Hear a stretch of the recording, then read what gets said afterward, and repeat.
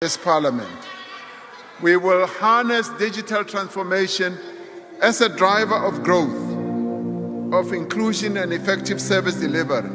This year, Home Affairs will launch the Digital ID to enable safe and secure use of digital services for all South Africans. We will digitize driver's licenses, matric certificates and services at the Master's Office. Citizens will be able to fill out police statements online, and eligibility for SASSA grants online and be tested remotely. All these services will be made available by my Mzansi platform. Soon, every South African will be able to access many of the services they need. Sibingelele. Sabona umongameli wethu osithandayo uyakhuluma lapha, ukhuluma ngohlelo oluzosiza abantu baseningizimu. Uyambona ukuthi uzibona umsindisi ngokuthi eze nohlelo lwe-Digital ID. Ujabulile nabanye abalapha eduze kwakhe nabo bajabulile ukuthi cha kuze uhlelo luhle. Uhlelo oluhle singazange sitshelwe ngalo noma sibuzwe ngalo. Uhlelo oluhle olumanela khulunywa lephezulu. Bateta bavumelana bodwa. Selizofakwa la kuthina ke manje, and nakhona futhi kuthiwa wonke umuntu akekho ozosala ngaphandle kwe-Digital ID. Wonke umuntu uzongena kuyona. Why umongameli ethi wonke umuntu uzongena ku-Digital ID? Ingoba wonke umuntu une-ID. Angithi une-ID, une-ID number, uphakathi vele kwi-system yabo. So kwi-system yabo bazofaka i-Digital ID. Now adluleke lapho umbuzo uthi njengoba bayikhuluma phezulu bodwa bavumelana ukuthi wonke umuntu kumele abe ne-Digital ID, bona abayenza into ingekho into abazoyizuza. Yini abazoyizuza laba abazofaka abantu i-Digital ID? Number 1, i-control. Yini abazoyicontrola? Phela musu ne-ID e-digital, right? Leyo ID iyona ezokwenza kube lula ukuthi ucontroleke. For example, bake bayizama lento phambilini. Uyakhumbula ukuthi khona isikhathi la khona abantu wawuthi muhamba phathi uDompass. Kushiwo kuthiwa mungena la kumele uvezeni uDompass. Kodwa yabahlula lo system. This timing lo system izosebenza mase khona digital ID. Kuneyindawo wena ongezokwazi ukungena kuzona. And ozotheseka kalula ngobani i-ID yakho izobe i-digital. Yabo? So it's control. Wena ngeke usakwazi ukuthi hayi Hulman uyasihlupha, asitoyitoyeni, ngakwazi ukutoyitoya. Uzotoyitoya une-digital ID nje ilinkwe kubona. Yonke into yakho linked to i-ID izovaleka if wenza into engahamselani nabo. That's control. Wena nje impilo yakho yonke usizocontrol. If ukhuluma into njengoba if ukhuluma nje into engahamselani nabo, i-ID yakho linked to bona, i-digital as well, uzothwaseka kalula. Bazokutshela ukuthi wena hayi izokwenza i-country ukuthi icontroleke kahle, ingabi nobugebengu. No, it's to control you. Wena phela isigebengu kahle. So you'll always be uyohlezi ungaphansi kokuthi ucontroleke. I hope izodlala le video. Into yesibili ezoba siza ngayo le digital ID i-tax. Anive text nizobhubha. Phela vele into abayifunayo i-tax ne-control. Vele kwi-system yabo vele siphakathi already. Into ebibahlula for many years ukuthi basi-control. Now i-answer yokuthi sicontroleke kahle i-digital ID bese kuzoba ukuthi-ke izophinda ibasize ukuthi bakwazi ukuthi ba-tax. Bazokwazi kanjani ukusi-taxa na? Bazoku-add cash. Uyakhumbula ukuthi bebehluleka ukutaxa imboni lezo ukuthutha. Bebehluleka ukwi-tax. Uyakhumbula ukuthi bahluleka ukutaxa amasonto. Bazokwazi nge-digital ID. bazokwazi ucash musu digital. yabo. So wena nje uyohlezi uyisidela se-tax ne-control insuku zakho zonke.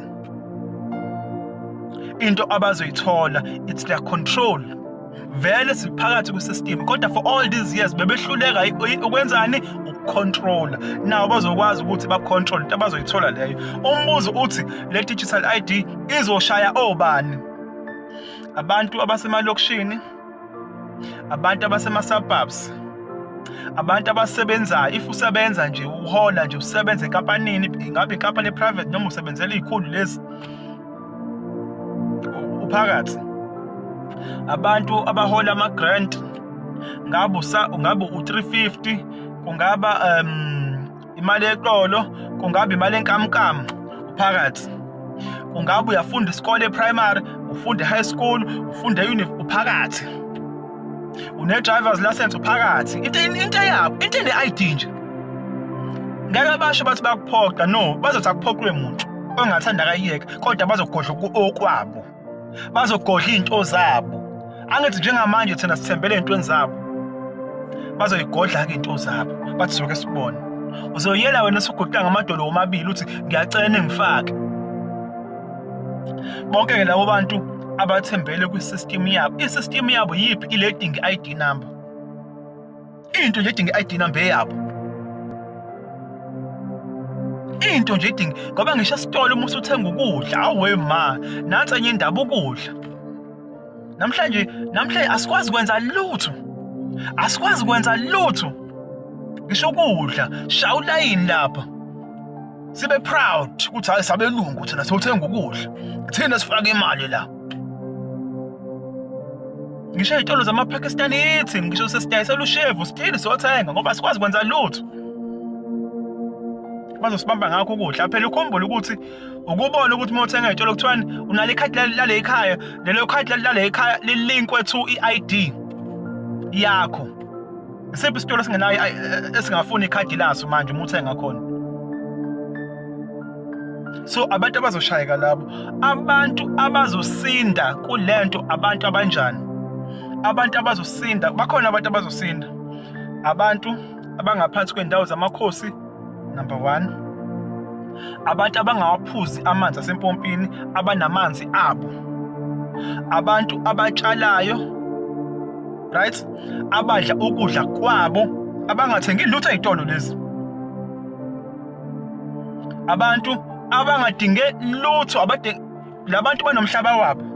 Labantu bacontrol ukudla kwabo from inhlabathi to iplate kuze kufike eplatini. Labantu banamanzi abo. Labantu banezimbatho zabo. Abadinge igesi. Abadinge isibhedlela. Bayilapha ngamakhambi. Labo bantu banethuba lokuthi bangagaxeli. Into ebuhlungu-ke njengoba kuza lento kusazoke kuhlukane phakathi, khona bazogijima boyifaka and laba bazoyifaka bazobebelwa nalabo abangayifakile bethi nyahlanje njengoba kwenzeka. Akhumbula ukuthi khona ba Jo belwa nabangajo V yakhumbula. Nakulokho kuzoba kanje, khona bazogijima bayifaka lento bese beyitshela bangcono, bayitshela ukuthi bona bahlelekile, ba-sophisticated, bese belwa nabangayifakile lento le. Umuntu phela mangene kufeni ufuna ungena nabanye. So abantu abazosinda, abantu abakwi-system yabo, abakwi-system yabo from A to Z, abangancikile kule system yani ye-ID number, ibona abantu abazosurvive leyo. Siyabonga, sicela ukubamba la. Sibingelele ma-TikTokers. Kuyintokozo enhle nejabulisayo ukuthi ngo-April ama-classes ethu a-online, njengoba sathembisa ukuthi kuzohamba sibe nama-online classes la sifundisa khona ngezinto ezisithintayo, la sifundisa khona ngesintu, la sifundisa khona nge-personal development, la sifundisa khona ngomlando wethu and business and money. Ama-classes ayaqala ngo-April. I-topic yokuqala nje esizokhuluma ngayo ngesonto lokuqala la-April, ama-digital ID. and ngenhlanhla enkulu sizobe sinesihambeli sethu ubaba uButhelezi ku-TikTok udume kakhulu ngelikaMshubo. So siyacela ukuthi sizilungiselele ngo-April. I-topic yokuqala sobe sikhuluma ngayo ama-digital ID, izobe i-online. Ukubhukha isithi yakho-ke kwiklasi u-R30. Uma ufuna ukukhokhela amaklasi awu-2, njengoba soba namaklasi each and every week, uyakwazi lapho uthola i-discount ngoba namaklasi awu-2 kuba u-R50. Iklasi kuba i-hour no half to 2 hours depending on i-topic esobe sikhuluma ngayo. Sisazoletha nje usolwazi. So kulokhu sinenhlanhla ukuthi sihambele ubaba engimhlonipha kakhulu, ubaba uMshubo ngilika TikTok uMr Buthelezi. Siyacela ukuthi sizilungiselele ukuthi singasali, silungise kusase early. I-date yokuthi iklasi lizoba nini isazo confirmwa. Ngiyabonga. For more details you can DM me